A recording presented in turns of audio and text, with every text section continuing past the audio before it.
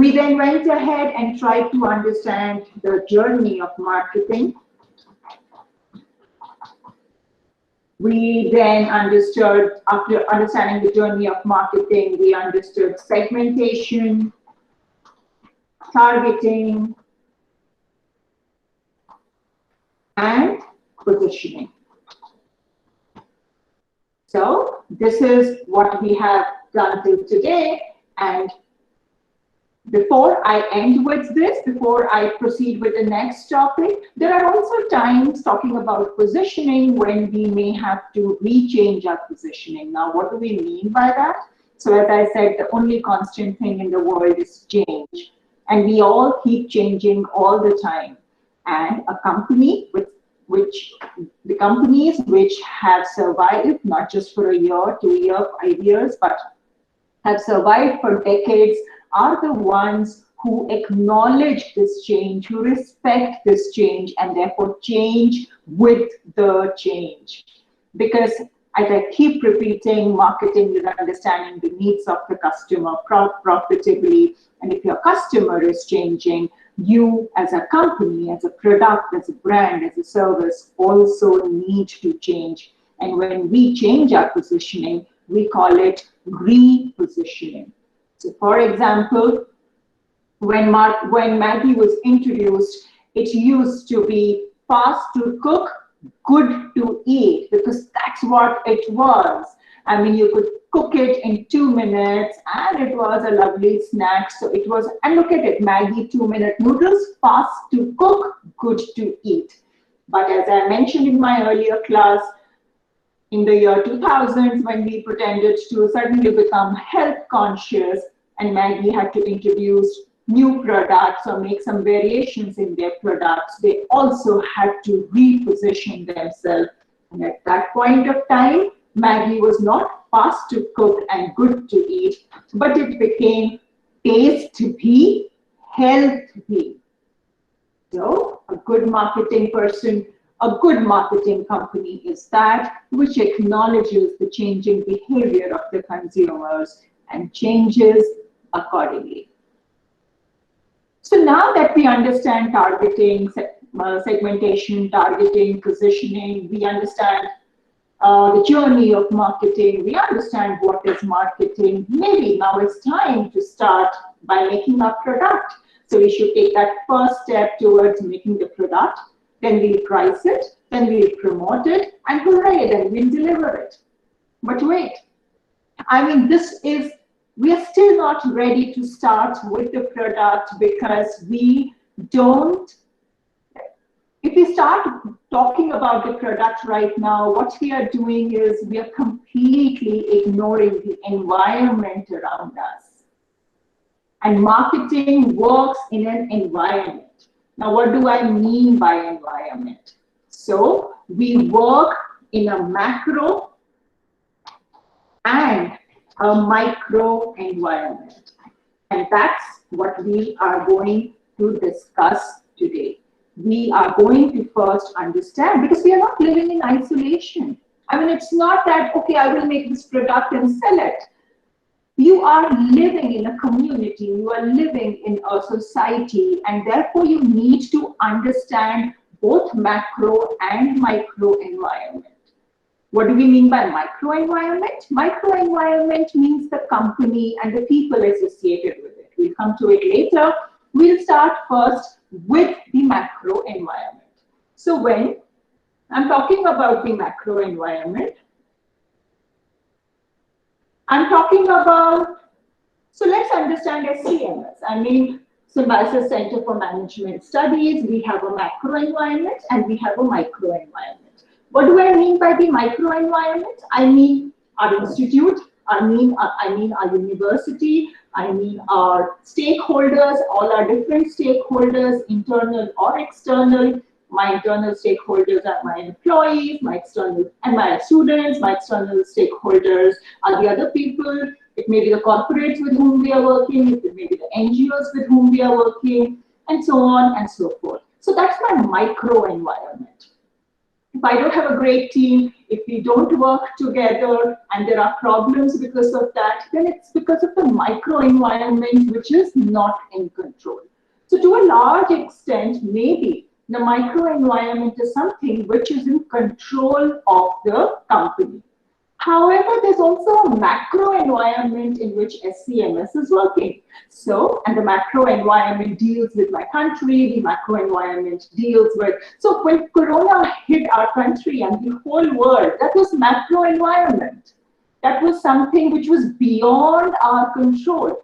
And yet the way it impacted every sector, the way it impacted our lives was, I mean, I don't need to talk about it. Yes, so what we do is we need to understand the macro environment because we are not working in isolation. It's not that I have this little bubble in which I'm working and I don't care what's happening in the world around me. No, we have to work in a macro environment. So let's try to understand our macro environment. So the first thing in the macro environment is most probably we call it political. Now, what do I mean by political? Obviously, the government. And let me explain each point as I go forward. Government plays a huge role in creating a kind of environment in every country. So let me talk about my country. My country, before 1991, 92, we had what is popularly known as license Raj. What did it mean? It meant that if you had to start a business, and there was a number of procedures through which you had to undergo those procedures. It used to take a lot of time to get the approvals, and also there was a quota. So, for example, you could only manufacture so much, and so on and so forth. Also, the presence of foreign companies in our country was not really so much. So instead, we had Campa Cola. You know, we didn't really have Coca-Cola, and we had limited number of options, and it was basically a little closed economy, if I can say that. However, in 91, 92, our government went forward for liberalization, and today, in 2021, all the multinationals are here in our country. Today, in 2021, the ease of doing business is much, much easy. The procedures, the rules, the regulations are different.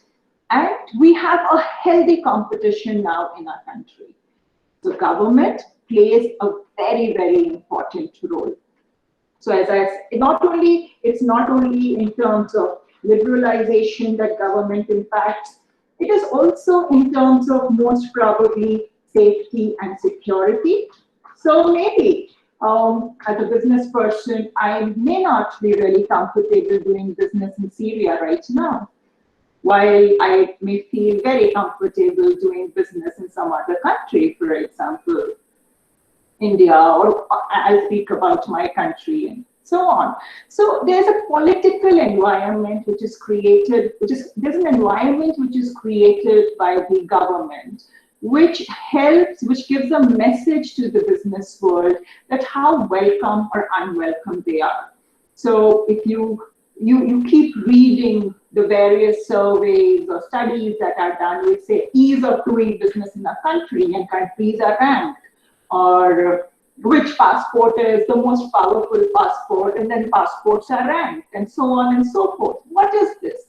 This is just a macro environment being created in which the government has a huge role, which gives a message to the other party, whether they are welcome or not welcome, what are the rules, what are the don'ts, how easy is it to do business, or how difficult it is to do business. And obviously, as a business person, we all like to do business in a macro environment which is politically positive and encouraging. This also includes things like corruption. So maybe I would not like to work in a country where things do not happen unless and until we give bribe or things like that. So all these things come under the political environment. The next is the economic environment.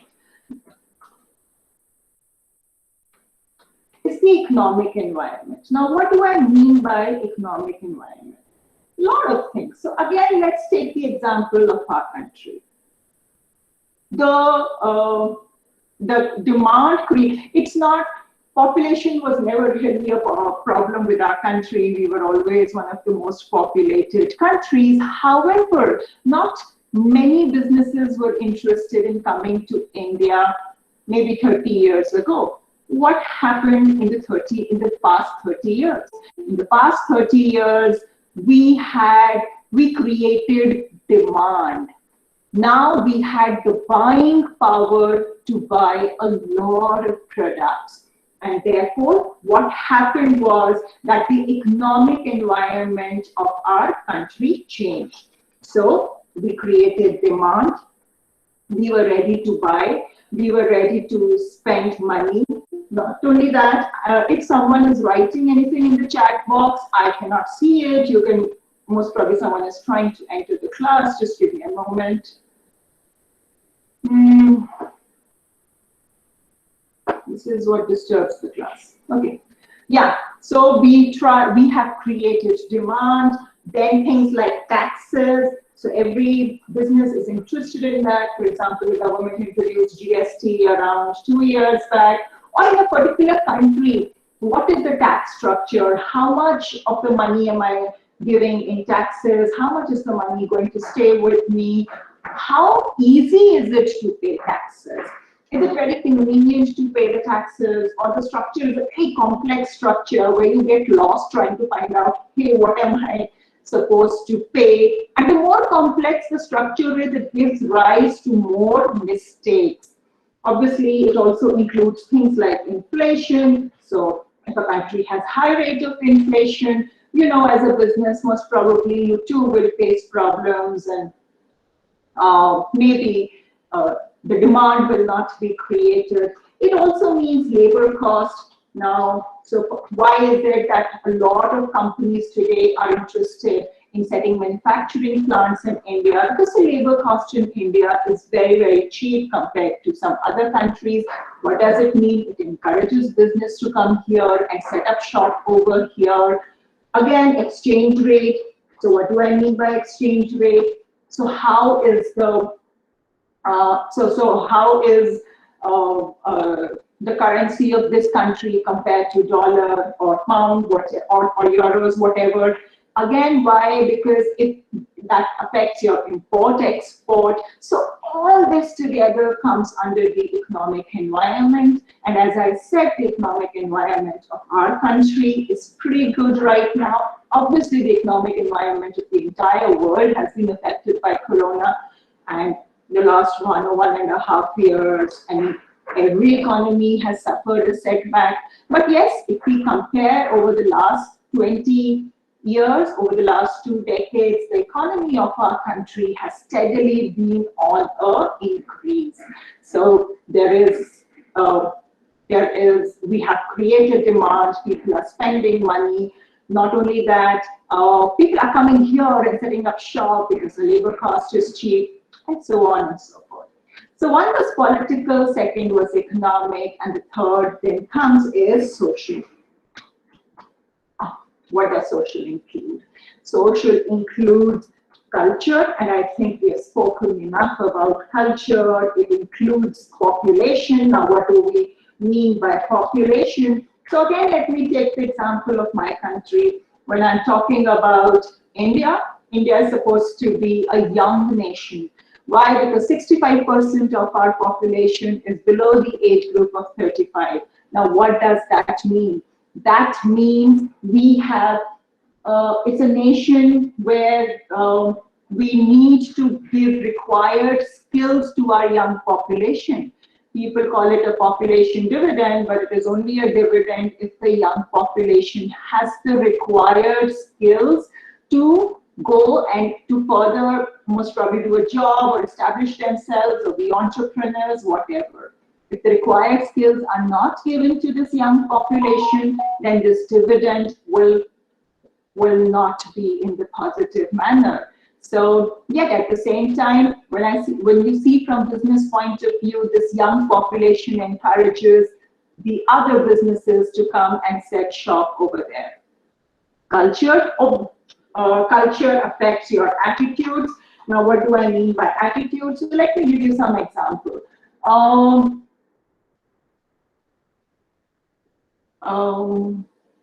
So for example, microwaves. So when microwaves came in India, they weren't very successful. Oh, dishwasher. Let's even understand dishwasher. A lot of people ask, hey, why don't all Indian households have a dishwasher? And the reason is very simple. The reason is very simple because dishwasher requires constant supply of water, it needs electricity, and let's be honest, I mean, in the sense, there are many, many cities in my country where you, or even in Pune, I mean, where you have to store water. You may or may not have 24 hours water, you may or may not have 24 hours electricity, and things like that don't work out then. Yes? Talking about culture and attitudes, let me share something with you. There's a very popular matrix called the Gert-Hofstra matrix. I don't know whether it has been taught to you in other class or not, but this helps us to understand the culture of a company, of a country. And it has basically 6 dimensions. We will only talk about 4 dimensions. Oh, I stopped sharing. Give me a minute. We will only talk about 4 dimensions. So the Gert-Hofstra matrix. The Gert-Hofstra matrix, it talks about 4 dimensions. The first one, collectivism versus individualism. Now, what does it mean? Collective society is that society where it's more about, you know, we being interdependent on each other. It defines it. It says individualism is the extent to which people feel independent as compared to interdependent as members of large groups. Now look how beautifully it is shown over here. Look at US and Australia, such an individualistic society according to this matrix. What does it mean? It means I is more important over there. What am I doing? My career, my perceptions. While on the other hand, look over here, look at India. India is somewhere in the middle. And yes, we are a collective society. We are, our decisions are still taken as a group. So it's a family which takes the decision, or even today when marriages happen in our family, it's not just the opinion. Yes, things have changed. I mean, what they were 50 years ago, it's not just the opinion of the bride and the groom which is important. It's the opinion of parents, chacha, taya, nana, nani, dada, dadi. Everyone's opinion is important. We collectively take a decision. So there is another, if I compare, so I actually compared India and United States, and look at this. When we are talking about individualism, wow. Look at the score of US, 91. The I is so important. And look at our score, 48. It's more about collective. So you would say, how does it matter to marketing? Well, it matters to marketing because the way I will communicate with my consumers will be different. So most probably when I'm selling a product, my advertisement or whatever my communication in US would be more about I. It will help you. While in India, most probably it will be more about, it will help your family. It will help it's more about the society. I mean, the culture becomes, our attitudes, our perception towards life dominate the way that we will reach out to the society with our products, brands, and services. This will bring comfort to you. This will provide comfort to your family, right? So, collectivism versus individualism. The second dimension is the power distance. Now, what do you mean by power distance? Power distance means that in a society, how much that hierarchy is established and followed. So, or are people treated equally, or are people not treated equally in a way? Well, again, look at this, look at the difference. In India, the power distance is huge, and which is true. Yes, there is. I mean, so even in a office, when we have a boss, we treat him or her as a boss. Yes, I mean, all the time. Well, look at US. Again, I'm just trying to show you two countries where the culture is just so different. Look here.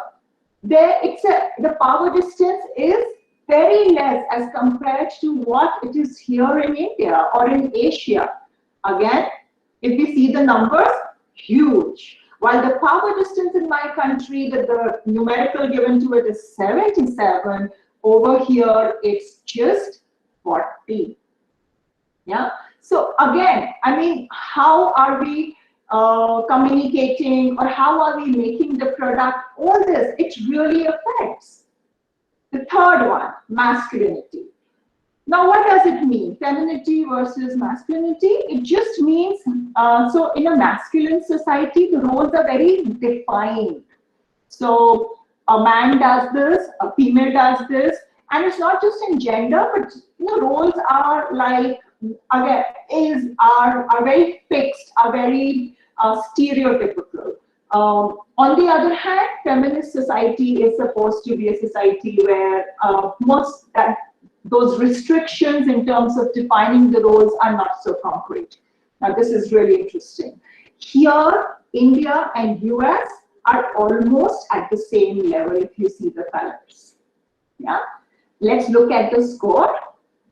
Oh, look at this. The difference is not much. In fact, US is more masculine than us, according to this. Yeah.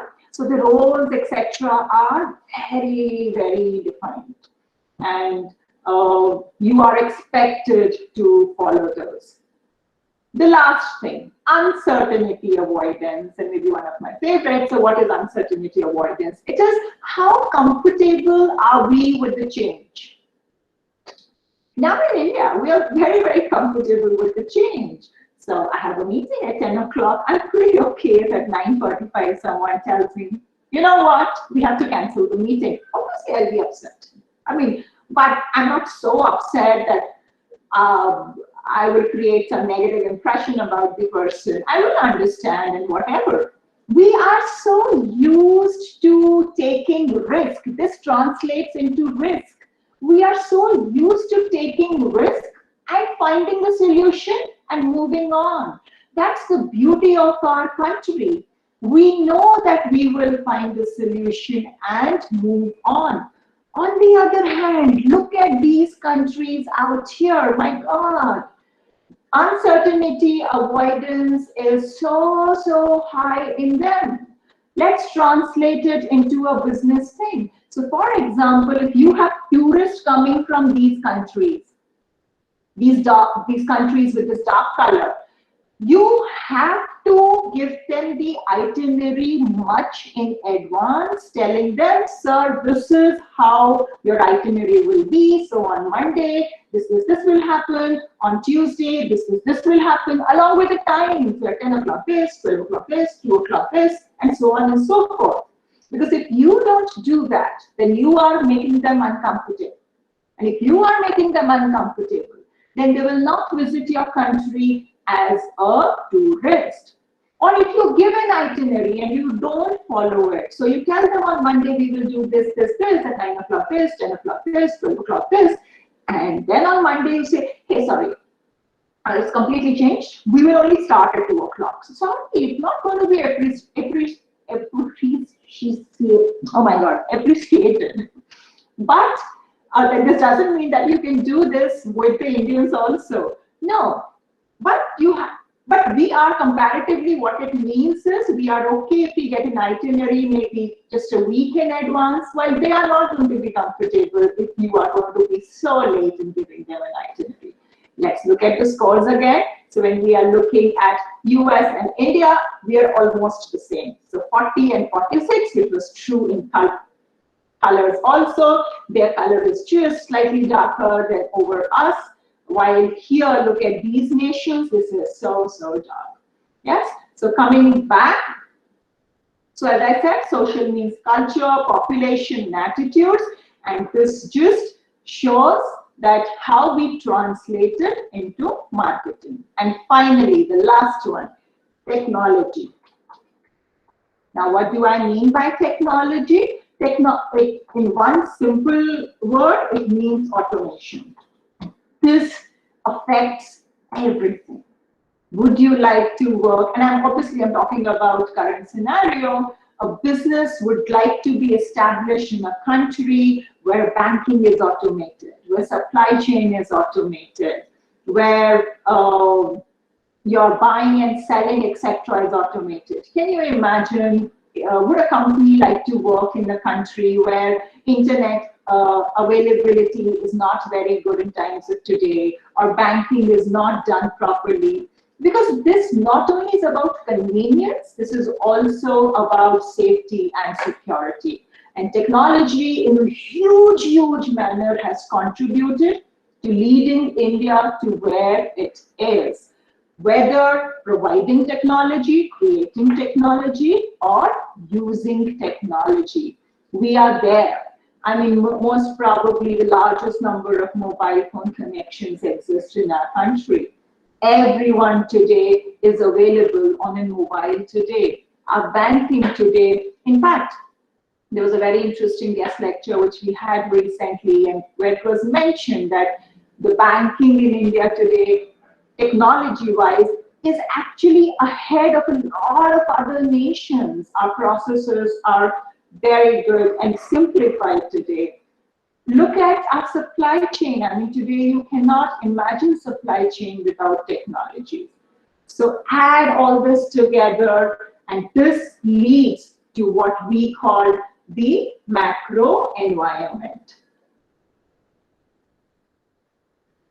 Together with the macro environment and the micro environment, we have the total environment, which helps us to decide what to do or what not to do. So what may work in India may not work in another country, and just like it, what may work in some other country may not work in India.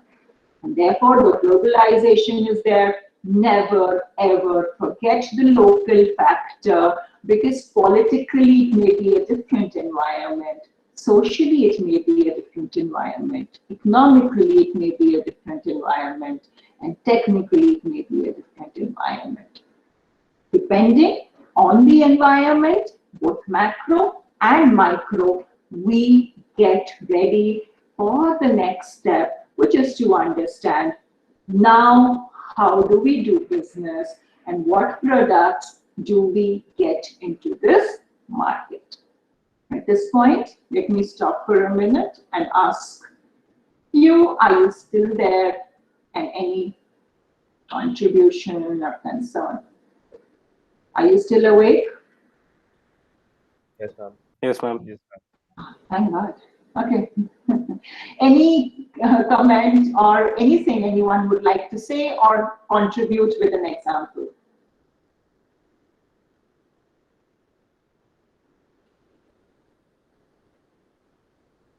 Okay, great. If you are clear with this, then maybe let me close this topic.